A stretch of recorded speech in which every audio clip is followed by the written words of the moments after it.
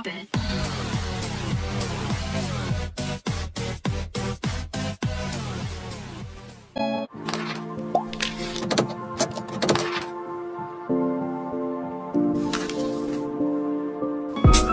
Assalamualaikum warahmatullahi wabarakatuh. Halo teman-teman.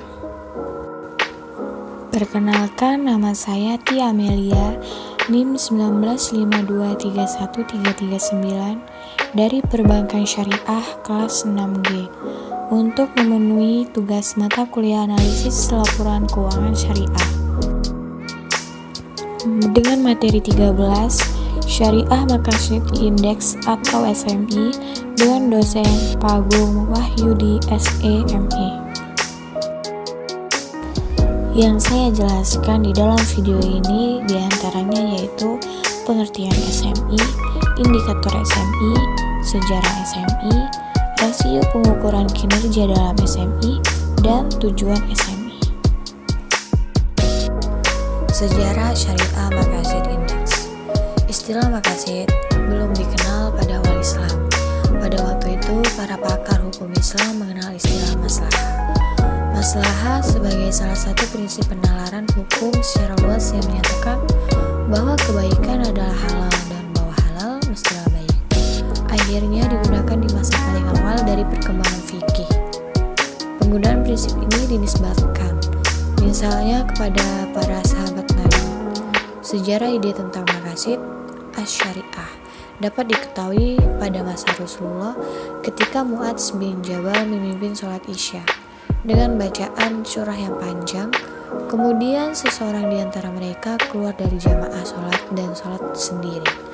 Mu'adz menyebut orang tersebut sebagai orang munafik. Orang tersebut mengadu kepada Rasulullah SAW mengenai hal yang dikatakan Mu'adz kepadanya.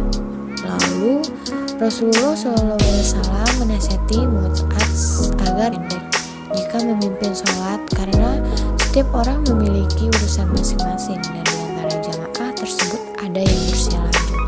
Hal tersebut dilakukan untuk kemaslahatan bersama. Perkembangan selanjutnya terjadi pada masa pemerintahan Sayyidina Umar bin Khattab. Beliau orang pertama mengumpulkan orang-orang yang melakukan sholat tarawih berjamaah pada tahun 14 Hijrah. Dasarnya, pada suatu malam di bulan Ramadan, beliau ke masjid dan melihat berkelompok di sana-sini. Sebagian lain melakukan sholat sendiri-sendiri. Umar berkata, seandainya kukumpulkan mereka semuanya di belakang seorang imam, niscaya hal itu lebih utama. Lalu Umar bertekad mengumpulkan mereka dan menunjuk Ubay bin Ka'ab sebagai imam.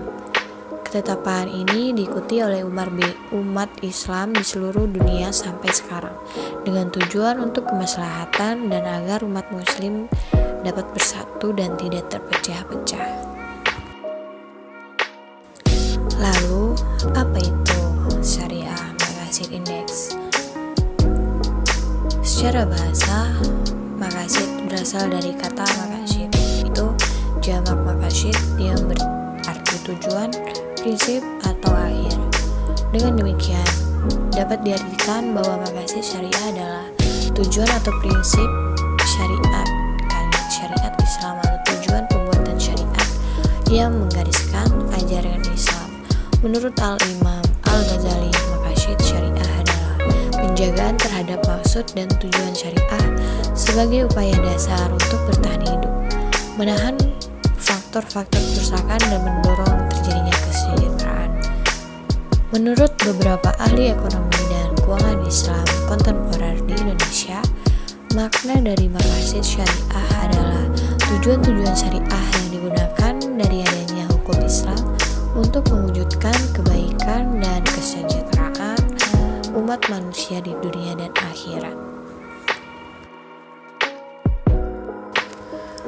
Lalu, apa tujuan Syariah Maqasid Index? Tujuan Maqasid Syariah Index itu terbagi menjadi 3 kategori yang berbeda namun saling berhubungan. Yang pertama yaitu tahdib al-fard, yaitu pendidikan individual. Pendidikan individu memberikan arti bahwa manusia sebagai khalifah yang mengelola bumi untuk mampu berperan sebagai sumber kebaikan bagi masyarakat dan lingkungannya. Yang kedua yaitu iqomah al-'adl, menegakkan keadilan. Keadilan yang dimaksud meliputi segala lini dan bidang kehidupan manusia, termasuk keadilan dari sisi hukum, sisi ekonomi, dan sisi persaksian.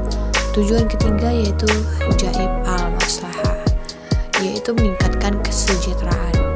Dalam mencapai tujuan ini, maka prioritas pekerjaan yang dilakukan harus mendapat porsi yang berbeda, tergantung pada urgensi dan seberapa besar manfaat yang dirasakan oleh masyarakat.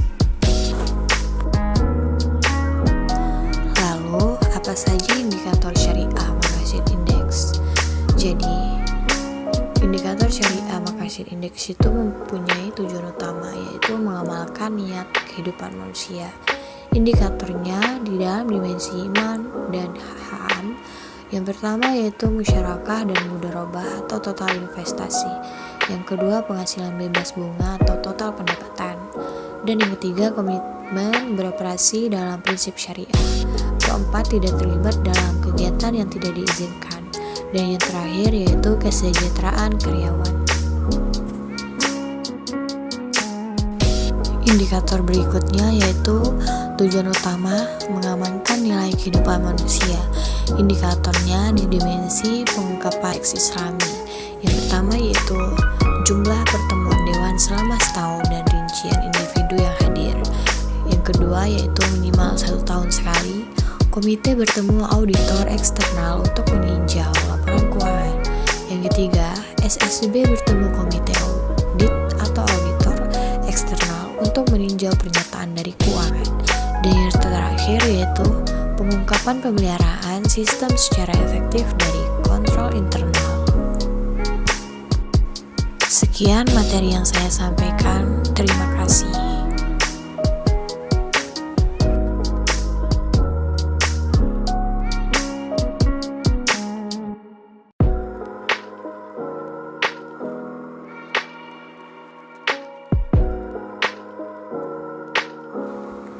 Wassalamualaikum warahmatullahi wabarakatuh.